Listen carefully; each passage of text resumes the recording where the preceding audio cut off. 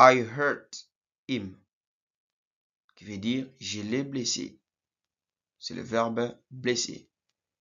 Mais quand il y a la présence du pronom réfléchi dans la phrase, ça veut dire que le sujet est en même temps la personne qui fait l'action et en même temps la personne qui subit cette action, qui reçoit cette action.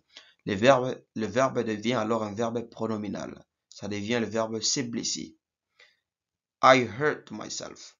Je me suis moi-même blessé. Ou tout simplement, je me suis blessé. Salut tout le monde et bienvenue. Myself, yourself, himself.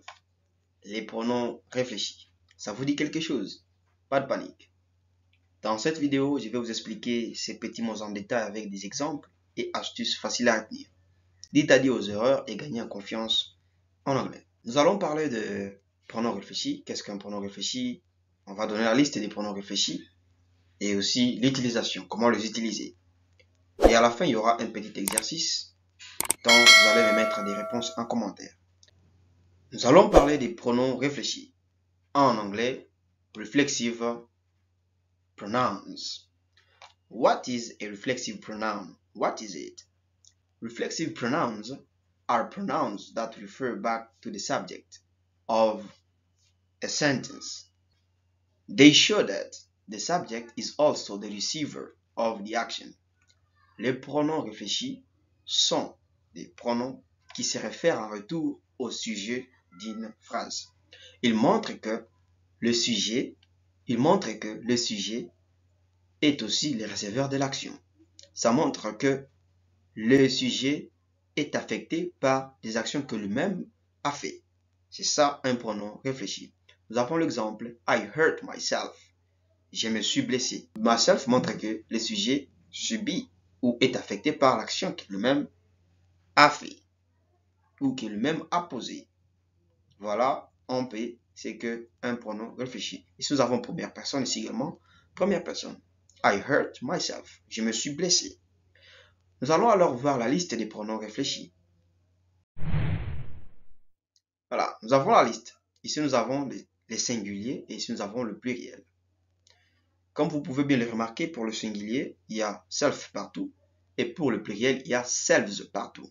Et donc, self, un pronom réfléchi termine par self. Et pour le pluriel, ça termine par selves. Pour dire que le pluriel de self, c'est selves. Voilà. Here we have singular and here we have plural. Have myself, yourself, himself, herself, itself. Plural. Ourselves, yourselves, themselves.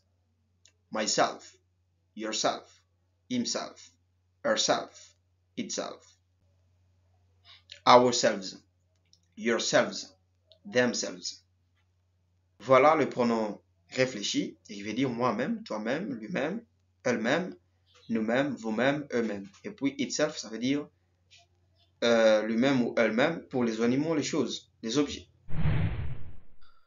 Malgré qu'on a dit que le pronom réfléchi veut dire moi-même, toi-même, lui-même et ainsi de suite, nous allons voir ici qu'est-ce que le pronom réfléchi veut dire en réalité.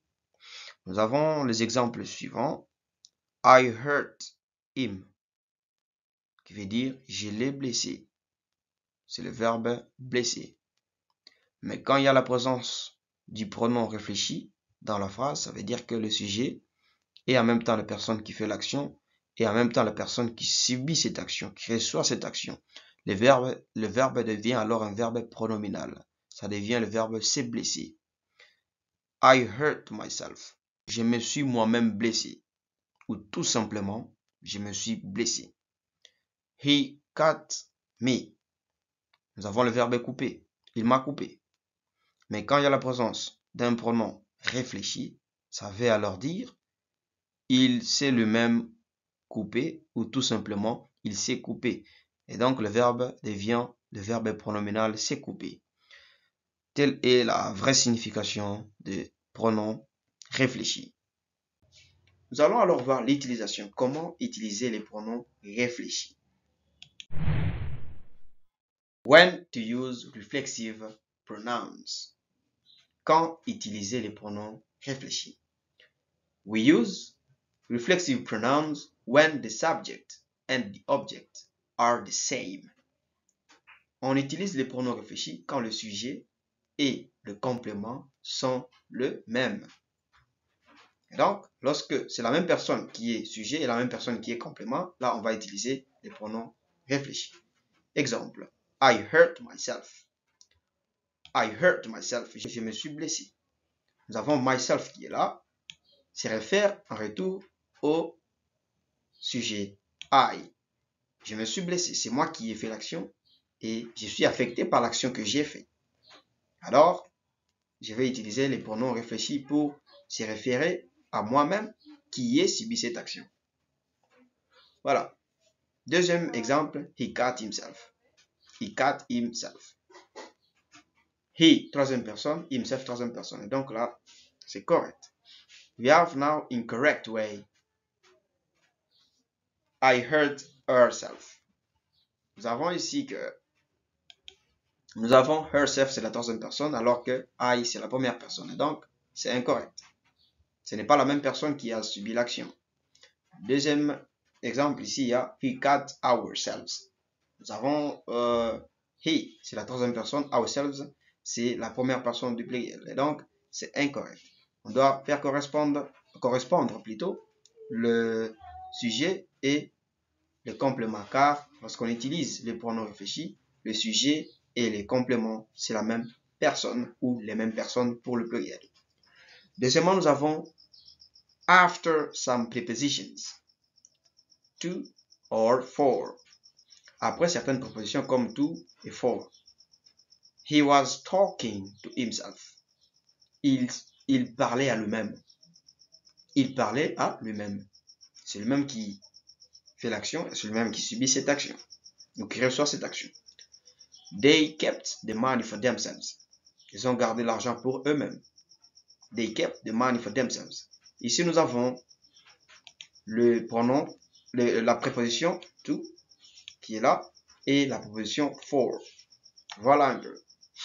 Après ça, nous allons parler de l'autre emploi. Nous avons by plus reflexive pronoun. By plus un pronom réfléchi qui est là. Qu'est-ce que ça signifie? It means alone or without help. Ça veut dire seul ou sans aide. Exemple, ici, nous avons l'exemple. He did it by himself. Il l'a fait par lui-même ou il l'a fait tout seul. Il l'a fait tout seul. He did it by himself. Deuxième exemple. She lives by herself. Elle vit tout seul. They fixed the car by themselves. Ils ont réparé la voiture eux-mêmes. Voilà l'utilisation de reflexive pronouns. Nous allons alors parler des verbes avec lesquels on utilise les pronoms réfléchis.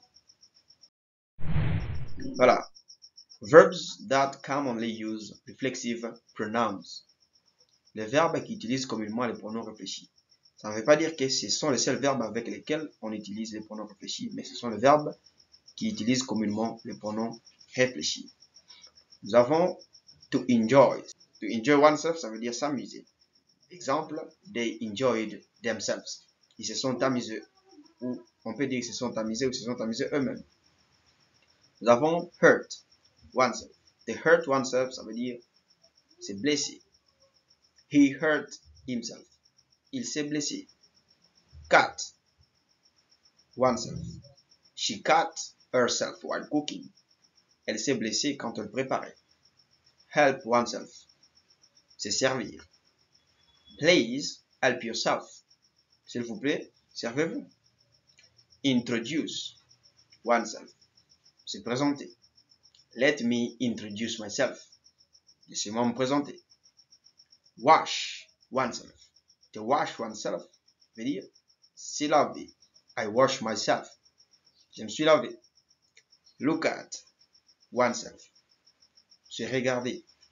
She looked at herself in the mirror, for example.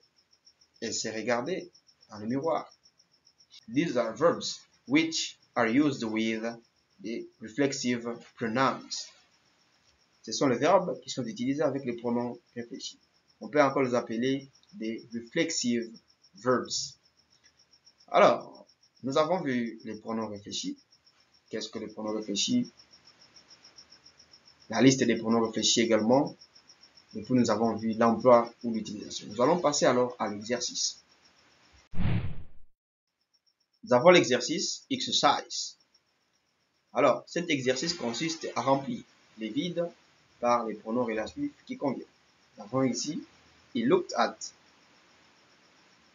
Put the right answer in the mirror. He looked at.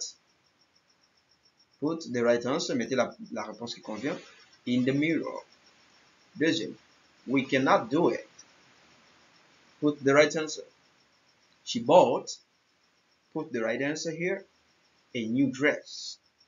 He is laughing at, mettez la bonne réponse, and they are washing. Put the right answer here. Mettez la bonne réponse là-bas. Donc partout, vous allez mettre la bonne réponse. Ici, vous mettez la bonne réponse. Ici également, ici et là. Et donc, vous allez me donner la réponse dans le commentaire. Voilà, nous sommes à la fin de cette vidéo. Merci à tous ceux qui ont été là. N'oubliez pas de vous abonner et aussi de liker la vidéo. Ainsi, on vous aide à améliorer et perfectionner vos compétences en anglais. Merci beaucoup et je vous dis à bientôt.